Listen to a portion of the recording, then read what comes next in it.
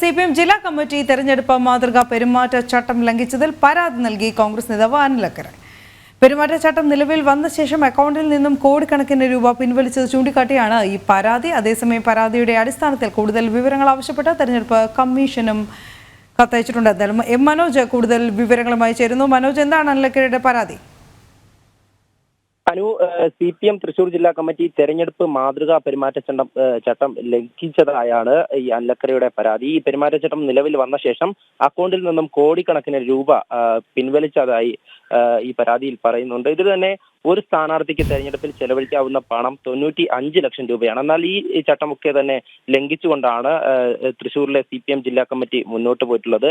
തെരഞ്ഞെടുപ്പ് സമയത്ത് ജില്ലയിലെ 3 സ്ഥാനാർത്ഥികളെയും പ്രതിസന്ധിയിലാക്കുന്ന വിധത്തിലാണ് ഈ ജില്ലാ കമ്മിറ്റിയുടെ ബാങ്ക് ഇടപാടുകളെന്നും ഇത് സംബന്ധിച്ച് കേന്ദ്ര തെരഞ്ഞെടുപ്പ് കമ്മീഷന് താൻ പരാതി നൽകിയിട്ടുണ്ടെന്നുമാണ് അനിലക്കര വ്യക്തമാക്കുന്നത്. ഇത് സംബന്ധിച്ച് തെരഞ്ഞെടുപ്പ് കമ്മീഷൻ തന്നെ മറുപടിയായി അനിലക്കരയ്ക്ക് നൽകിയിട്ടുള്ളത്, അതായത് ഇതിന്റെ കൂടുതൽ വിശദാംശങ്ങൾ ആവശ്യപ്പെട്ടിട്ടുണ്ട്.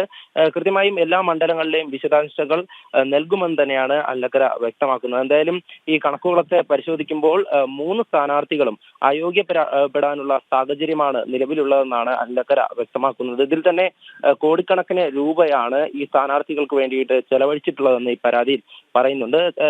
അത് തന്നെ നിരവധി ആരോപണങ്ങൾ നിലനിൽക്കുമ്പോൾ, അതായത് ആദായനികുതി വകുപ്പിന്റെ ഉൾപ്പെടെ പരിശോധന മുന്നോട്ട് പോകുന്ന സാഹചര്യത്തിൽ കൂടിയാണ് സിപിഎം കൂടുതൽ പ്രതിസന്ധിയിലാകുന്നത്. ഈ തെരഞ്ഞെടുപ്പ് കാലത്ത് ഉൾപ്പെടെ നിരവധി കോടിക്കണക്കിന് രൂപയാണ് ഈ ബാങ്കുകളിൽ നിന്നും പിൻവലിച്ചിട്ടുള്ളത്. ഇതൊക്കെ തന്നെ ഇതിന്റെയൊക്കെ കൃത്യമായിട്ടുള്ള രേഖകൾ സമർപ്പിക്കുമെന്ന് തന്നെ മനോജാണ് വിശദമായ റിപ്പോർട്ട് നൽകിയത്.